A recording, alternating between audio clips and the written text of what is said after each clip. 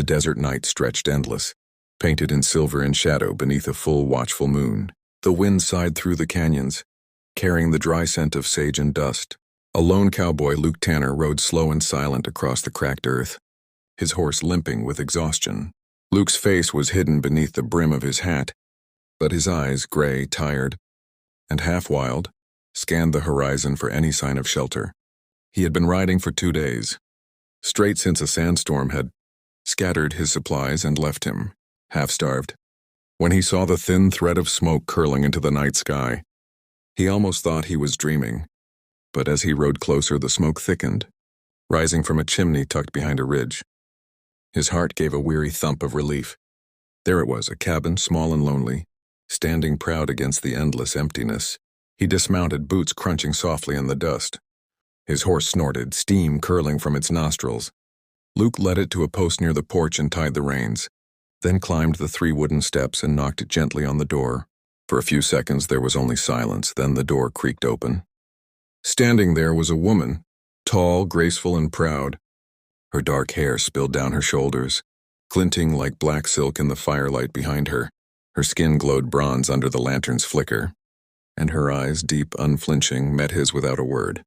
Luke tipped his hat respectfully. "Ma'am, I don't mean no harm," he said, his voice hoarse from thirst. "Just looking for a place to rest till morning." Before she could reply, 2 other women stepped into view behind her. One older, her expression wise and calm. The other younger, with curious eyes that flicked over him like she was reading a story, written on his face. The eldest woman spoke first, her voice smooth but firm. "You may stay, but in this house a man does not come empty and leave empty." Luke blinked, unsure what she meant, but the warmth of the cabin called to him like a promise. He stepped inside, feeling the heat of the fire and the weight of 3 pairs of eyes. He had come looking for a place to sleep, but something told him this night would not be simple rest. The first light of dawn crept across the desert, brushing gold over the ridges and turning the cabin walls a soft amber hue. Inside, Luke Tanner stirred awake to the smell of strong coffee and fresh bread. For the first time in weeks, he'd slept soundly, no coyotes howling, no rattlesnakes hissing, no lonely silence pressing down on him, only the gentle sound of women's laughter drifting through the room. He sat up slowly, stretching his stiff shoulders, and glanced around.